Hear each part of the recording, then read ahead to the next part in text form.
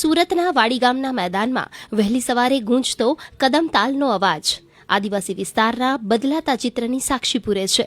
અહીં ખાખી વર્દીમાં સજ્જ વિદ્યાર્થીઓ માત્ર પુસ્તકીય જ્ઞાન જ નહીં પરંતુ સેનાના શિસ્તબદ્ધ જીવનના પાઠ પણ આત્મસાત કરી રહ્યા છે. આ તાલીમનો મુખ્ય હેતુ અંતરિયાળ વિસ્તારના તેજસ્વી તારલાઓને શારીરિક અને માનસિક રીતે સક્ષમ બનાવી દેશના શ્રેષ્ઠ સૈનિક અને રમતવીર તરીકે તૈયાર કરવાનો છે.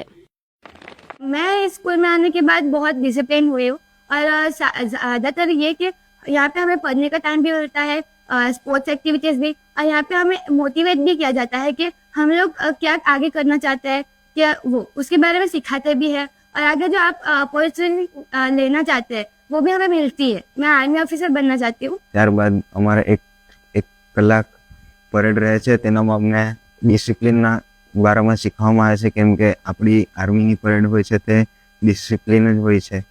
તેમજ આપણે પરેડમાં શીખવામાં આવે છે સાવધાન વિશ્રામથી લઈને A to Z PPT parade હોય છે આપણી, અને ફ્લેગ માર્ચિંગ હોય છે, ફ્લેગ સેલ્યુટ રહે છે. હાલ અહીં અંદાજે 372 વિદ્યાર્થીઓ સ્માર્ટ ક્લાસરૂમ, આધુનિક લેબ અને સ્પોર્ટ્સ કોમ્પ્લેક્સ જેવી સુવિધાઓનો લાભ લઈ રહ્યા છે. રાજ્ય સરકાર પ્રત્યેક વિદ્યાર્થી દીઠ વાર્ષિક ₹80,000ની ગ્રાન્ટ ફાળવીને શિક્ષણથી લઈ રહેવા જમવા સુધીની તમામ વ્યવસ્થાઓ મફત પૂરી પાડે છે.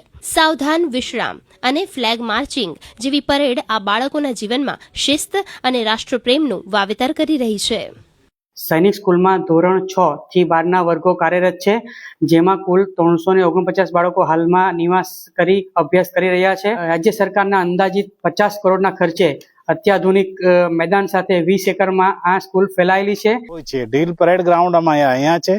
બધી ફેસિલિટી છોકરાઓને શીખવવાની બધી અમે જાતે કરાવીએ છીએ, અને ડિફેન્સમાં જવા માટે છોકરાઓને સારી તક મળે એ માટે અમને આ ટ્રાઇબલના સ્ટુડન્ટોને અહીંયા અમે ફિઝિકલ ટ્રેનિંગ આપીએ છીએ.